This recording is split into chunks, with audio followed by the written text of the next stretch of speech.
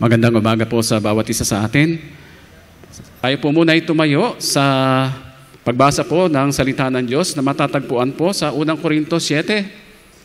1 Korintos 7 mula po sa verse 25 hanggang verse 40. Ganito po ang sinasabi. Ngayon, tungkol naman sa mga walang asawa, wala akong utos mula sa Panginoon. Ngunit, bilang isang mapagkakatiwalaan dahil sa awa ng Diyos, ito ang aking masasabi. Dahil sa mga kahirapan ngayon, mas mabuti kung magpatuloy na lang kayo sa inyong kalagayan. Kaya kung ikaw ay may asawa na, huwag mong hihiwalayan ang iyong asawa. At kung ikaw naman ay wala pang asawa, mas mabuti na huwag ka na lang mag-asawa. Ngunit kung mag-asawa ka man, hindi ka nagkasala. At kung mag-asawa ang isang dalaga, hindi rin siya nagkasala. Kaya ko lang sinasabi sa mga wala pang asawa na manatili na lang na ganoon dahil gusto kong maiwasan nila ang mga hirap ng buhay may asawa. Ang ibig kong sabihin, mga kapatid, maikli na lang ang natitirang panahon. Kaya ang mga may asawa ay dapat nang mamuhay na parang walang asawa. Ang mga umiiyak naman na parang hindi umiyak. Ang mga nagagalak na parang hindi nagagalak. At ang mga bumibili na parang hindi bumibili para sa sarili. Ang mga gumagamit ng mga bagay dito sa mundo ay hindi dapat mawili sa mga bagay na ito dahil ang mga bagay sa mundong ito ay lilipas. Gusto ko sanang maging malaya kayo sa mga alalahanin sa mundong ito. Kung ang isang lalaki ay walang asawa, ang pinagkakaabalahan niya ay ang mga gawain ng Panginoon at kung paano siya magiging kalugod-lugod sa Kanya. Ngunit ang lalaking may asawa ay abala sa mga bagay dito sa mundo kung paano niya mapapaligaya ang kanyang asawa. 34. Dahil dito, hati ang kanyang isipan. Ganoon din naman sa mga babae. Kung ang isang babae walang asawa, ang pinagkakaabalahan niya ay ang paglilingkod sa Panginoon at nais niyang ilaan ang kanyang buong buhay sa paglilingkod sa Kanya. Ngunit ang babaeng may asawa ay abala sa mga bagay dito sa mundo kung paano niya mapapaligaya ang kanyang asawa. Sinasabi ko lamang ito para sa inyong kabutihan. Hindi ko kayo pinagbabawalang mag-asawa. Gusto ko lamang hanggat maaari ay maging maayos at walang hadlang ang inyong paglilingkod sa Panginoon. Ngayon, tungkol naman sa mga magkasintahan, kung sa palagay ng lalaki ay hindi tama ang ikinikilos niya sa kanyang nobya dahil sa pagnanasa, at sa palagay niya dapat na silang magpakasal, mas mabuti ngang magpakasal na sila. Hindi ito kasalanan. Ngunit kung nagpasya ang lalaki na hindi na lang niya pakakasalan ang kanyang nobya at hindi na lang siya mag-aasawa dahil kaya naman niyang magpigil sa sarili, mabuti rin ang kanyang ginagawa. Kaya mabuti kung mag-aasawa siya. Ngunit mas mabuti kung hindi. Ang babae nakatali sa kanyang asawa habang nabubuhay pa ito. Ngunit kung patay na ang kanyang asawa, maaari na siyang mag-asawa uli. Pero dapat sa isang mananampalataya. At huling talata po, para sa akin, mas maligaya siya kung hindi na lang siya mag-asawang muli. Opinyon ko lang naman ito. Ngunit sa tingin ko'y ito rin ang itinuturo ng Espiritu ng Diyos na nasa akin. Pagpalain sa puso natin ang salita ng Diyos na ating binasa. Makakaupo na po ang lahat.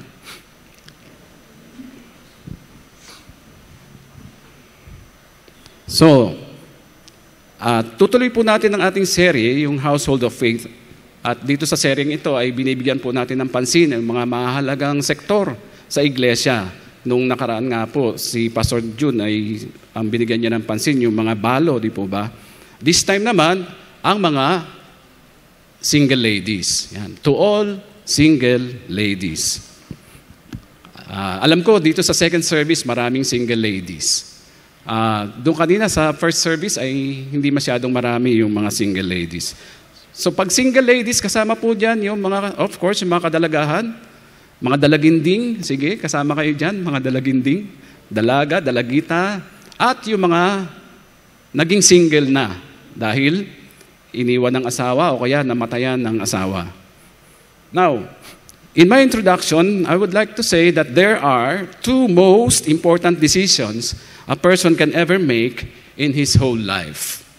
First and foremost is making the decision to accept Jesus Christ as his personal Lord and Savior. Yan ang pinaka-importante sa lahat. Makilala mo si Jesucristo. And secondly is making the decision whether to get married or not, or whom to marry. Yan, di ba? Di mo alam kung saan ka pupunta. Single, married. Next slide po. Ayan. Hindi ba nauso sa mga magkasintahan yung sinasabing soulmate? O, yan. Di ba yung K-drama, nung nauso yung K-drama na yan, dyan nauso yung soulmate na yan eh. Di ba pagka soulmate daw, sweet na sweet ang relasyon. Pero paglipas ng panahon, nagiging, ayan, di po ba? Maasim. Sour mates.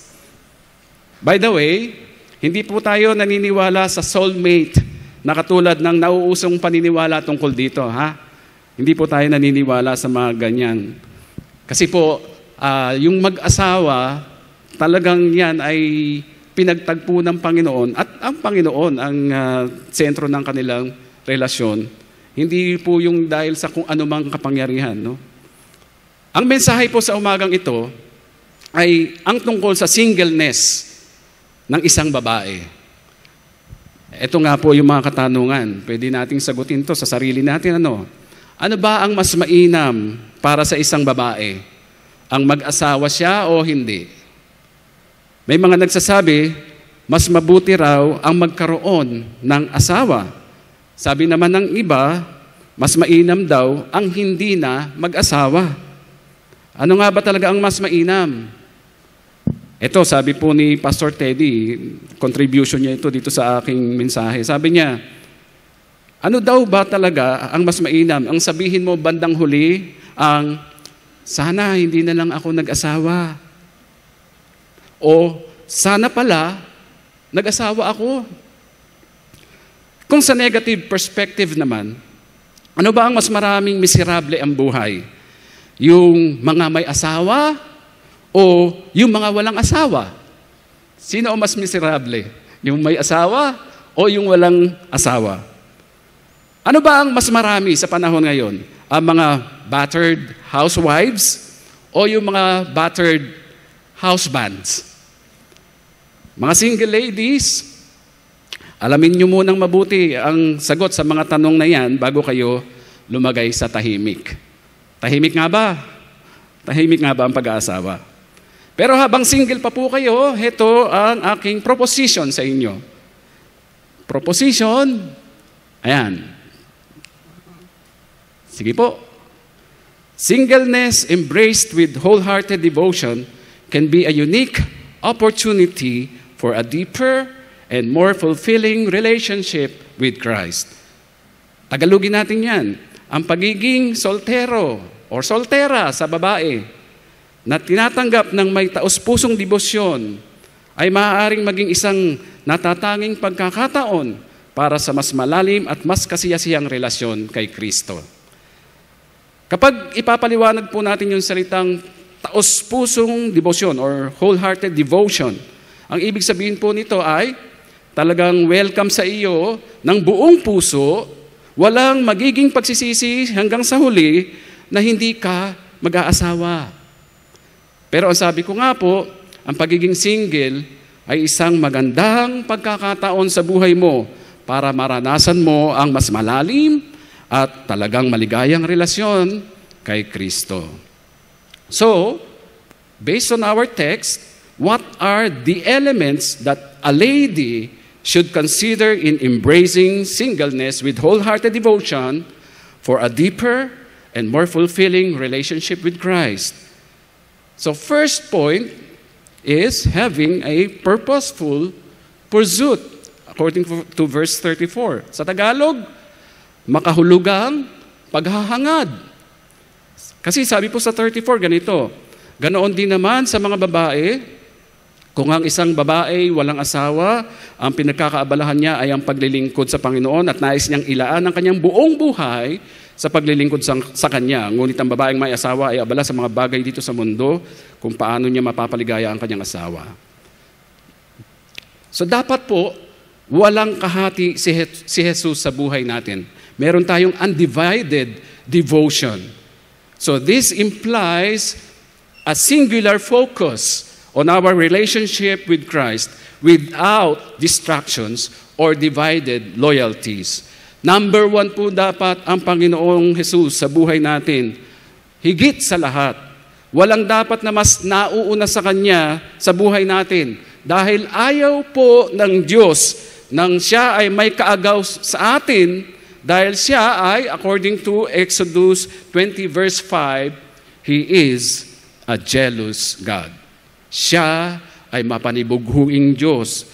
Siya nga pala, di ba, sa panahon nating ito, itong henerasyon na ito, kahit sa ang sulok ng daigdig, ay marami pong nahuhumaling sa Diyos-Diyosan na gadgets. Diba? Yung mga gadgets. Mga Diyos-Diyosan yan. Bakit? Bakit nagiging Diyos-Diyosan yan? Biruin mo naman. Umagang-umaga, paggising mo, kahit madaling araw pa, hawak mo yung gadget mo. Hanggang ngayon nga, hawak mo yung gadget mo na yan. Eh. Anong ginagawa mo ngayon? Nakikinig ba ng mensahe?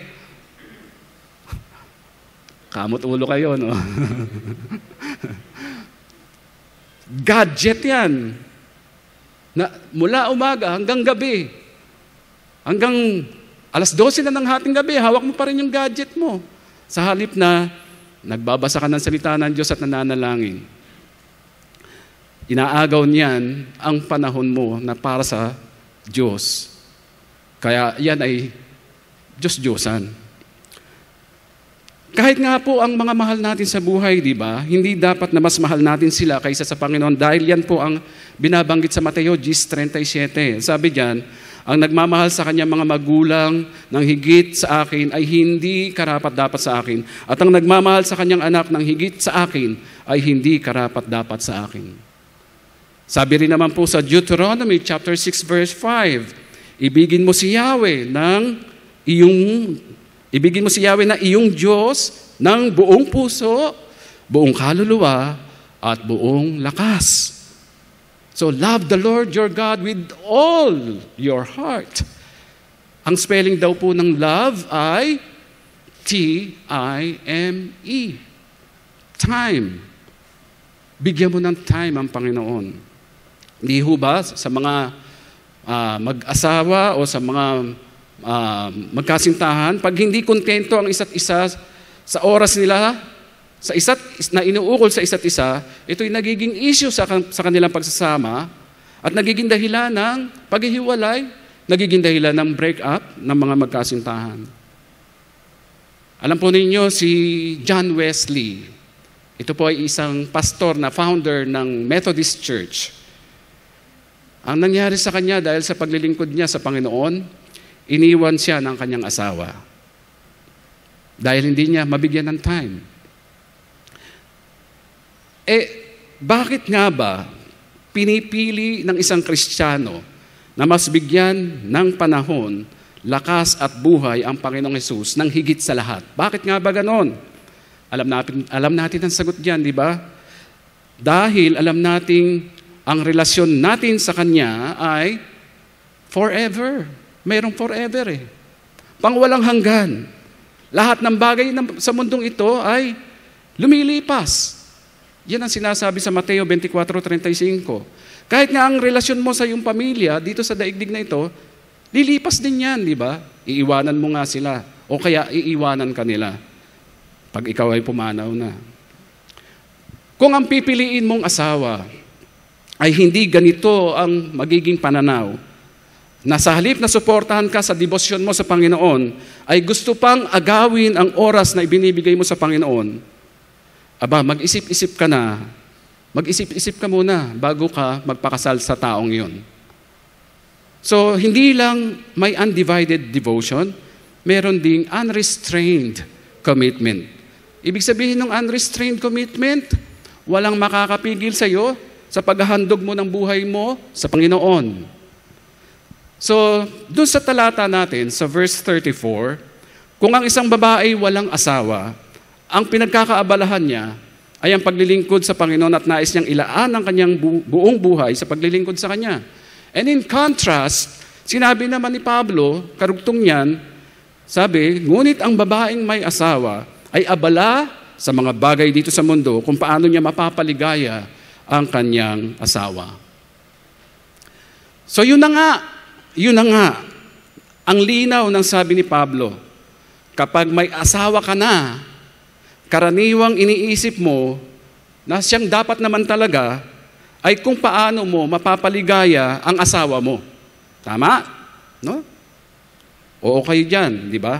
Kaso nga, maraming pagkakataon na mahirap din talagang i-please ang tao. Sa dami ng magagandang ginagawa mo sa araw-araw, sa dami ng magagandang katangian mo bilang may bahay o bilang asawa, ang nangyayari, kung ano yung pangit, yun ang pinangingibabaw ng kapartner mo. Kaya nangyayari, gulo. Ang gulo. No? So di ba, ang gusto natin sa buhay espiritual natin ay yung maging dedicated tayo sa Diyos. Di ba yan? Committed tayo. Gusto nating maging committed sa Kanya. Hindi po committed, kundi committed. Na siya po ang sentro sa buhay natin at gusto nating mamuhay ng may katapatan sa Panginoon. So yun nga ang kahulugan ng salitang commitment or committed.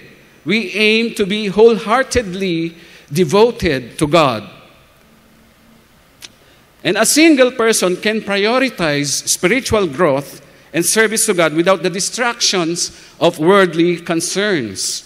Nahahati nga po, di ba? Nahahati ang atensyon at panahon ng babaeng Kristiyanong may asawa.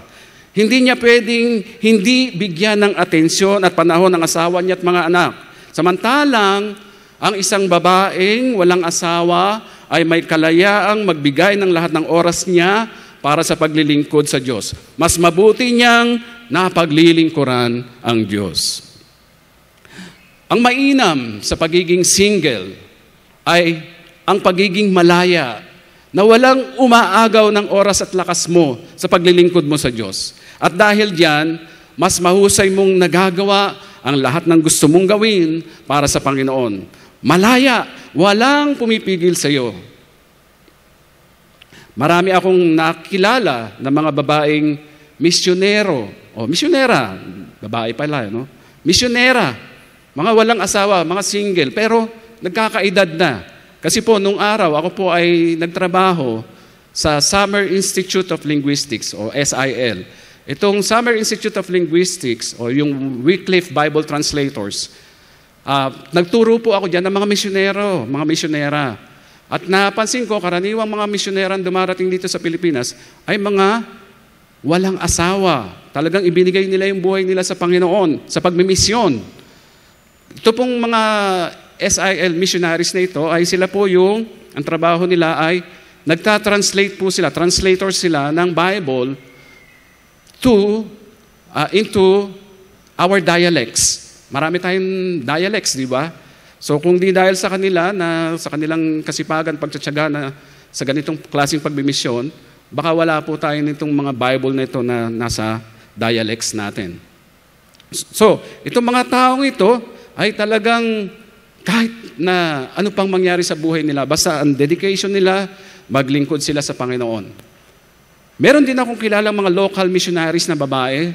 Maraming lugar sa Pilipinas ang pinupuntahan nila sa kanilang paglilingkod sa Diyos. At meron po akong hipag, kaninang umaga nagkamali ako dito dahil nasabi ko, asawa ng misis ko. Kapatid po ng misis ko. Sa kanyang pagmimisyon, ay nagmisyon po siya sa China. Di po ba bawal sa China ang mag-distribute ng Bible? Bawal yan. Noong panahon na yan na siya nagmimisyon. At nung nagmisyon nga po siya, ay nasa 30s pa lang siya, 40s. At nung tumatanda na po siya, doon niya palang nakilala ang kanyang mapapangasawa na isang misyonero din. Isang misyonerong Amerikano na hindi niya akalain, napakayaman pala nitong lalaking ito. At sila po ngayon ay nakatira sa Amerika. Isa lang naman po ang hipag ko. So ano pong ibig ko sabihin dito? Sige, sabihin na natin dahil sa paglilingkod mo sa Panginoon ay hindi mo na maatupag yung pag-aasawa. Dahil ang hangad mo talaga ay maglingkod sa Panginoon ng buong puso. Pero alam ng Panginoon kung talagang kailangan mo ng asawa o hindi. So, andyan yung right timing. Nakapag-asawa po yung hipag ko ay nasa 50s na siya. Ng napakagwapong Amerikano. Okay, sa Mateo 22:37, sumagot si Jesus, ibigin mo ang Panginoon mong Diyos ng buong puso, ng buong kaluluwa at ng buong pag-iisip. So merong undivided devotion, unrestrained commitment, and thirdly, unwavering holiness. Ano ba yung ibig sabihin nito? Unwavering holiness. Walang tinag, hindi tumitinag, talagang tutok na tutok, nakatutok siya sa pagnanais niya ng kabanalan ng kanyang pamumuhay. Hindi po ba dapat lahat ng Kristiyano ganun? Meron tayong tinatawag na unwavering holiness. Sabi po sa Tagalog ang Biblia, ganito sabi, gayon din naman ang babaeng walang asawa at ang dalaga ay nagsusumakit sa mga bagay ng Panginoon upang siya ay maging banal sa katawan at sa espiritu. Sa New King James Version, sabi, the unmarried woman cares about the things of the Lord that she may be holy, both in body and in spirit. So that's an advantage. A single woman can maintain a pure and holy physical life free from the temptations of marital intimacy. She can cultivate a deep and intimate relationship with God, allowing her spirit to flourish. Tinutukoy po ni Pablo na ang mithiin natin, mithiin, maging ng mga babae, in our case this morning, na binanggit po ni Apostol Pablo sa talatang ito na dapat po ay mamuhay sa kabanalan ang mga pababaihang dalaga o walang asawa. At kung ang pag-uusapan ay ang pagiging babae, a Christian lady pursues purity. A Christian lady pursues purity. Sexual purity is of great importance to all Christians, especially to all single ladies. When it comes to maintaining purity, you should often seek advice and guidance from the Word of God. Kailangan mo talaga ang consistent devotion on God's Word. Hindi pa pwedeng tatamad-tamad ka sa pagdi-devotion mo sa salita ng Diyos. Because we live in a society that is saturated with conflicting messages about sex and relationships. Yan ang problema. Madali ka mahuhulog sa tukso dahil kulang ka sa devotion. Kulang ka sa pag-develop ng iyong spiritual life. Sana po, dalangin ko, lahat ng kadalagahan dito sa church na ito ay alam kung paano pangalagaan ang kanilang sexual purity. Huwag na huwag kayong bibigay sa tukso. Run like Joseph. Run away from temptations. At sabi po kasi sa Roma 12, 1 at 2, kaya nga mga kapatid, nakikiusap ako sa inyo, alang-alang sa maraming pagkakataong kinawaan tayo ng Diyos, ibigay ninyo sa Kanya ang inyong mga sarili bilang mga handog na buhay, banal at kalugod-lugod sa Kanya. Ito ang tunay na pagsamba sa Kanya. Huwag ninyong tularan ng mga pag-uugali ng mga tao sa mundong ito. Hayaan ninyong baguhin kayo ng Diyos sa pamamagitan ng pagbabago ng inyong mga isip para malaman ninyo ang kalooban ng Diyos kung ano ang mabuti, ganap at kalugod-lugod sa Kanyang paningin. So sa lahat ng kadalagahan sa ating iglesia, huwag kayong lalayo sa iglesia. Huwag kayong lalayo sa inyong kapwa Kristiyano, sa mga fellowship, sa journey group. Dahil kung hindi ka humihiwalay sa mga kapwa mo Kristiyano at nagpapatuloy ka sa pagpapalago ng iyong buhay espiritual with the right perspective and support, it is really possible to walk in sexual purity while staying true to your faith. Ang sabi nga po sa 1 Corinto 15:33, huwag kayong paloloko. Ang masasamang kasamay nakakasira na magagandang ugali. So choose your companion in order for you to preserve your sexual purity. Honor God with your body according to 1 Corinthians chapter 6, 19 and 20. Sabi po dyan, don't you realize that your body is the temple of the Holy Spirit who lives in you and was given to you by God? You do not belong to yourself, for God bought you. Binili ka ng Diyos. God bought you with a price. He bought you with His blood. So you must honor God with your body. That's 1 Corinthians chapter 6, 19 and 20. Pangalawang punto po, prudent preparation. Anong ibig sabihin? Sa Tagalog, matalinong paghahanda. Ang sabi ni Pablo ganito, sa verse 35, sinasabi ko lamang ito para sa inyong kabutihan. Hindi ko kayo pinagbabawalang mag-asawa, gusto ko lamang hanggat maaari ay maging maayos at walang hadlang ang inyong paglilingkod sa Diyos. So, a lady is unhindered by the world's distractions. Walang makakahadlang na mga sagabal. Nililinaw po ni Pablo na ang pag-aasawa ay hindi masama. Alam niyang ito ay dinisenyo ng Diyos para sa tao. Ang nais lamang ni Pablo, ang nais lang ni Pablo dito, ang punto niya ay dapat na malaya tayong nakakapaglingkod sa Panginoon. A single woman is not bound by the responsibilities and expectations of a husband.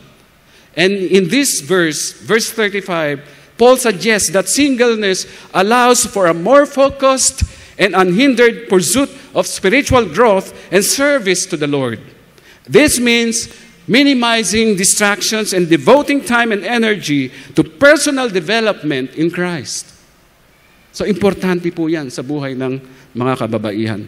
Habang wala pang asawa ang isang babae, mas dapat na binibigyan niya na ng kaukulang panahon ang kanyang paglagong espiritual. How are you growing in Christ? Ito ay isang matalinong paghahanda para sa mga darating na yugto sa buhay niya, lalo na sa kanyang pag-aasawa kung sakali man. Ang sabi nga po ni Apostol Pedro, sa unang Pedro 3 hanggang 4, kung gusto ninyong maging maganda, lahat tayo gusto nating, o lahat ng babae gusto maging maganda, di ba?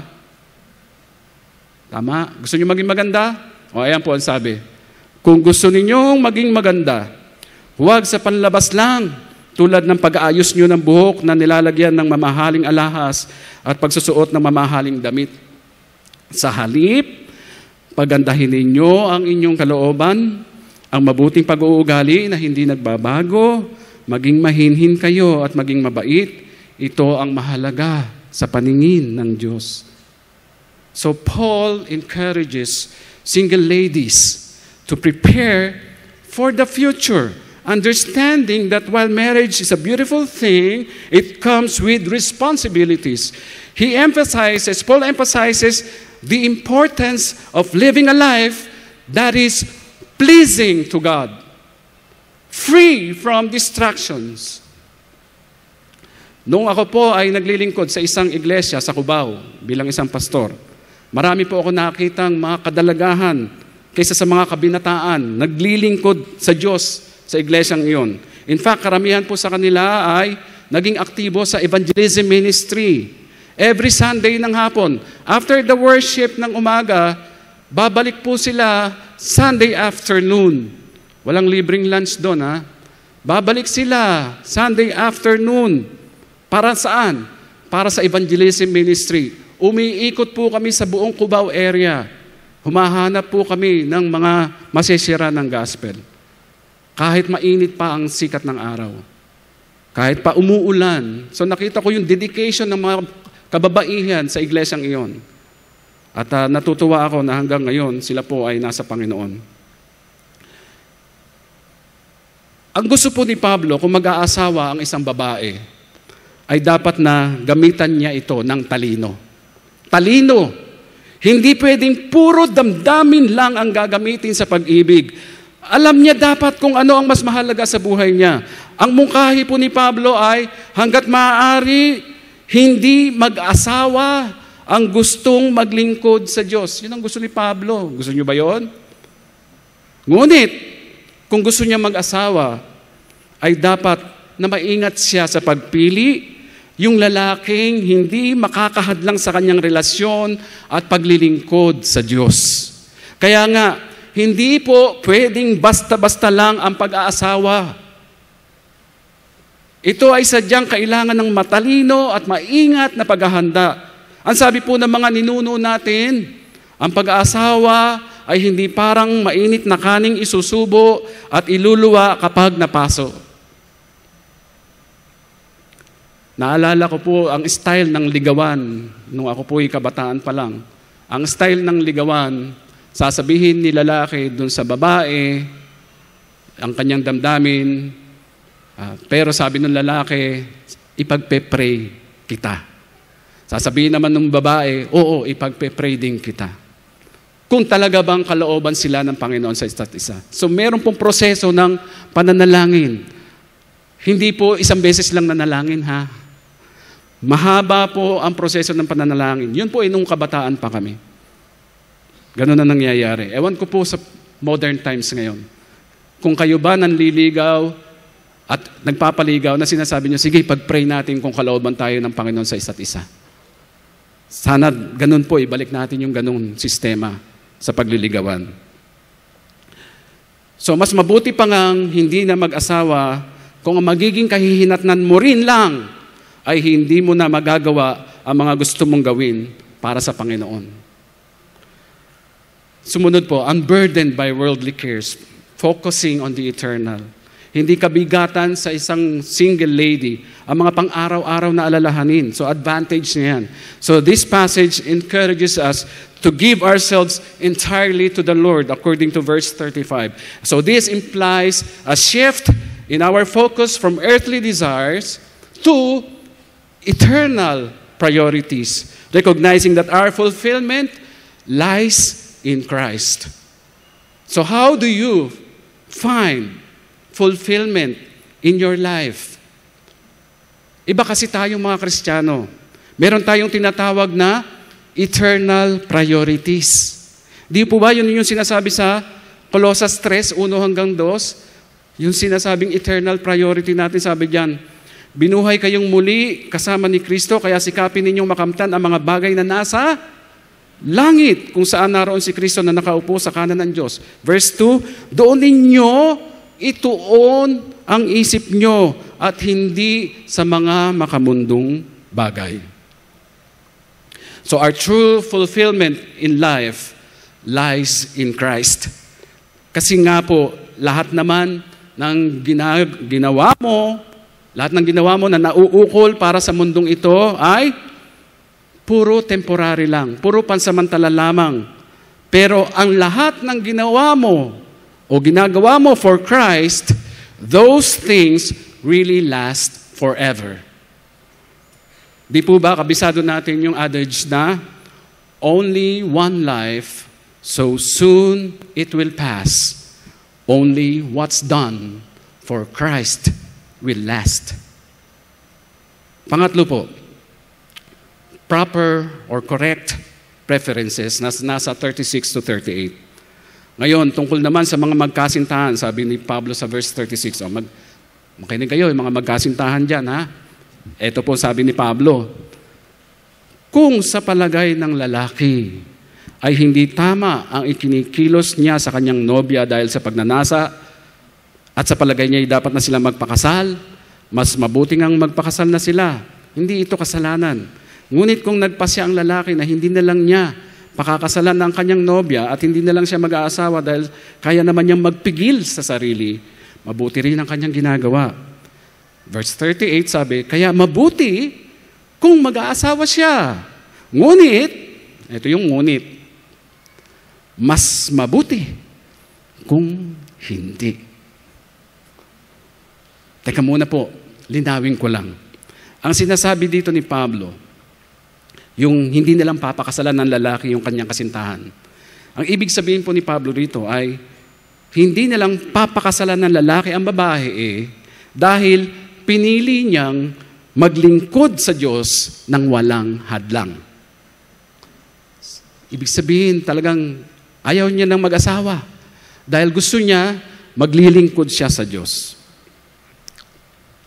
So, there's unconstrained by desire, hindi mahahadlangan ng mga makamundong pagnanasa. While marriage is permissible, a single woman is not constrained by the desires and pressures to marry. So here, Paul addresses the concerns of those who feel pressured to marry. He reminds them that God's timing is perfect and encourages them to trust in His plan. If they feel a strong calling to marriage, they should pursue it, but if not, they should remain single with peace and joy. So, mga kapatid na mga dalaga, pati na mga kabinataan, hindi dapat nagpapadala sa iba't ibang pressure ng lipunan ang babae at lalaki sa pag-aasawa. Kung nananalig tayo na ang Diyos ang nakakaalam kung ano ang mas makakabuti sa atin, dapat nga nating ipagkatiwala sa Kanya ang buhay natin, lalo na sa aspeto ng pag-aasawa. Because God's timing is perfect. God's timing is perfect. Just trust Him in His plan for your life. Kaya huwag kayong nagpapadalos-dalos tungkol sa bagay na ito, lalo na kayong mga babae. Kung sa tingin mo ay talagang ang tawag sa iyo ng Diyos ay ang magkaasawa, sige, magpakasal ka, sige, pagpatuloy mo na. Sabi ni Haji Alejandro, magpakasal ka sa lalaking ibinigay sa iyo ng Panginoon. Kaya lang, hindi pwedeng hindi ka kumukonsulta sa Diyos tungkol sa bagay na yan. Hindi pwedeng hindi mo kukonsultahin ang Diyos sa kung magpapakasal ka ba o hindi, o kung sino yung iyong mapapangasawa. Hindi pwedeng ganun.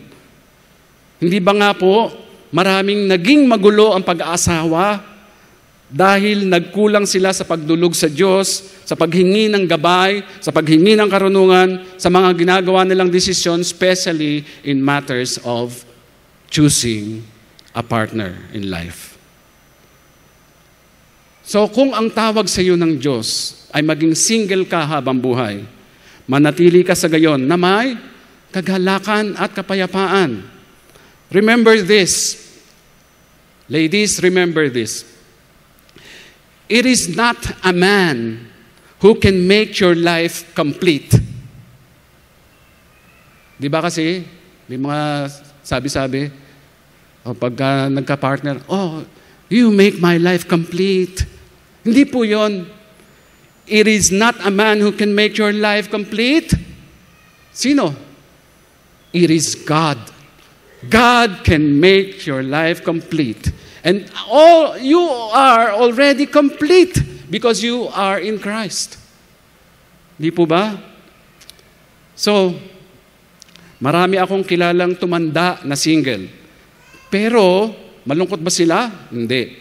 Masaya at puno ng kagalakan, lalo na puno ng kapayapaan. Bakit puno ng kapayapaan? Wala kasing ka-conflict. Walang gulo. Wala siyang kasamang nang iinis sa kanya sa araw-araw. Diba? So pansinin din po natin ang isang mahalagang paalaala ni Pablo dito sa mga magkasintahan. So meron pong implication kasi itong mga talata na to. Makikita po natin yan. Sinasabi rito ni Pablo na hindi nararapat na mag-ugali ang magkasintahan na para silang mag-asawa sa kanilang ikinikilos gayong hindi pa naman sila ikinakasal. Kasal na ba kayo?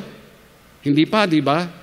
So, ang sinasabi po ni Pablo rito, hindi nararapat na mag-ugali ang couple, kung hindi pa sila kasal, sa mga ginagawa ng mga kasal na.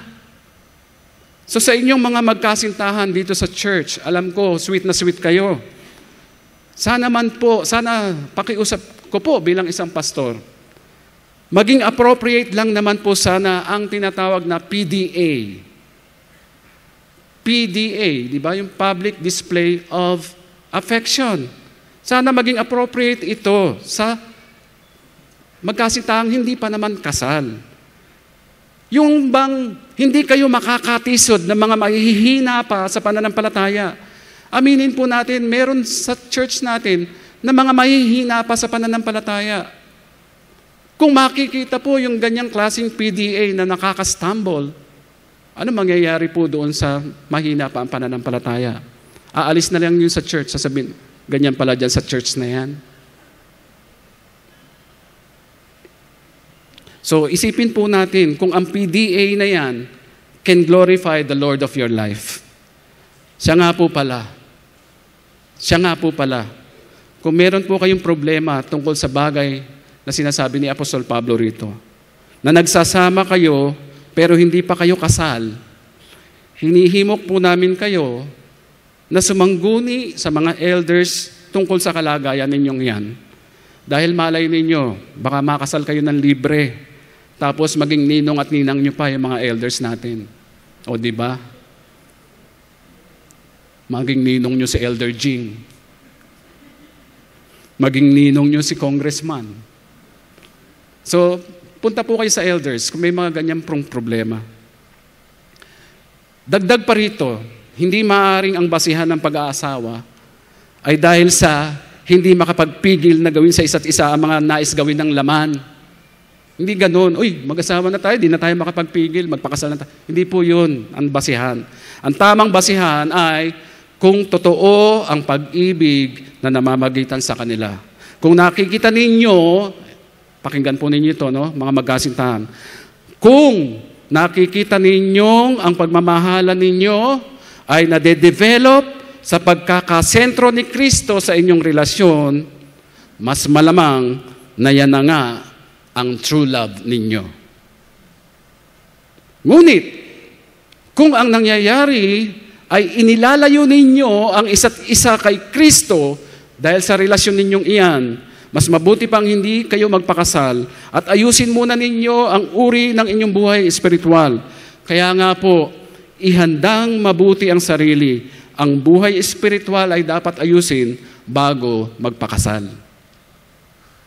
Sabi po ni Pablo sa 38, na mabuti kung mag-aasawa ang isang tao, pero mas mabuti kung hindi. Hindi naman po ito utos, sabi ni Apostol Pablo. Ito po ay isang rekomendasyon lamang ng ating apostol. So, unrestricted service, punta po tayo dyan. Malayang paglilingkod.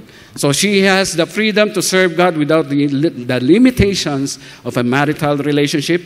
Ang isang walang asawa, anytime ay available makapaglingkod para kay Kristo. Di po ba, pagka naghahanap tayo ng volunteers para sa mga gawain sa church, pag lumapit ka sa may asawa, pasensya ka na, pastor, busy po kasi ko kasi kailangan ko po asikasuhin ng asawa ko.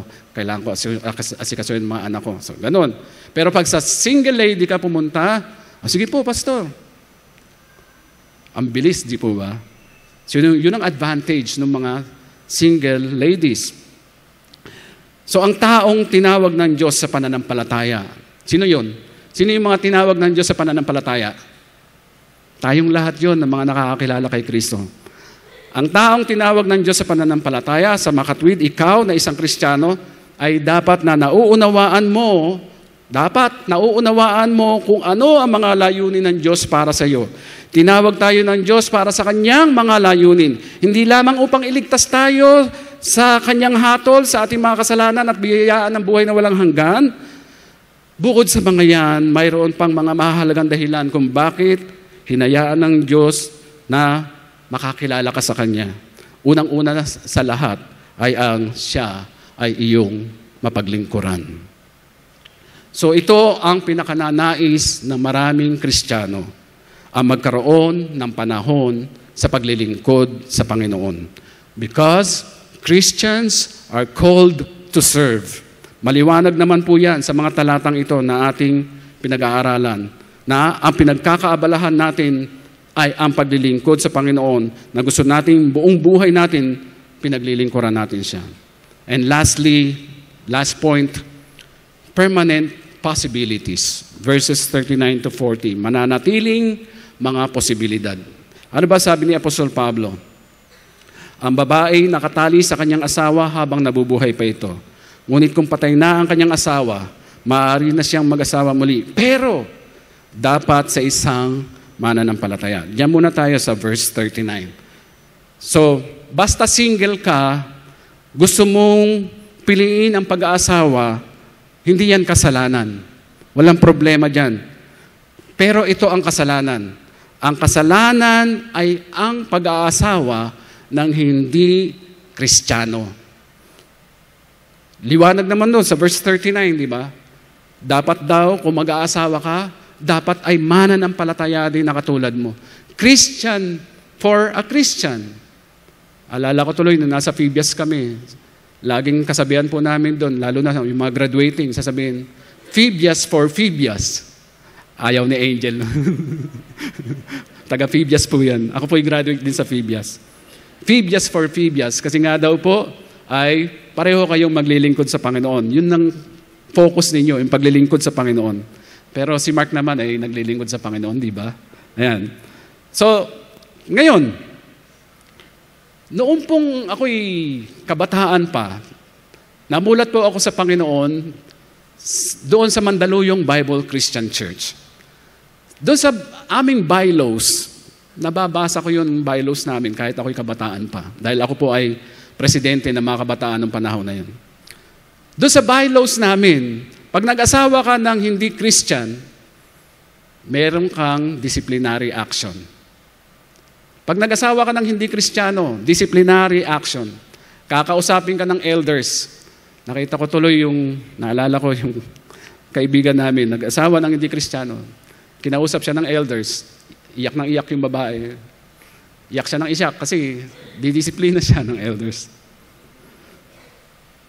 Kasi nga po, ang sabi sa unang Korinto, sa 14 hanggang 18, ano ba sabi dyan sa 1 Corinthians 6:14 hanggang 15 na lang muna? Sabi, huwag kayong makikiisa sa mga hindi mananampalataya, sapagkat hindi maaari magkaisa ang kabutihan at kasamaan gaya ng liwanag at dilim na hindi rin sila maaari magsama. Verse 15, sabi, at kung paanong hindi magkasundo si Kristo at si Satanas, ganoon din naman ang mga mananampalataya at ang hindi mananampalataya.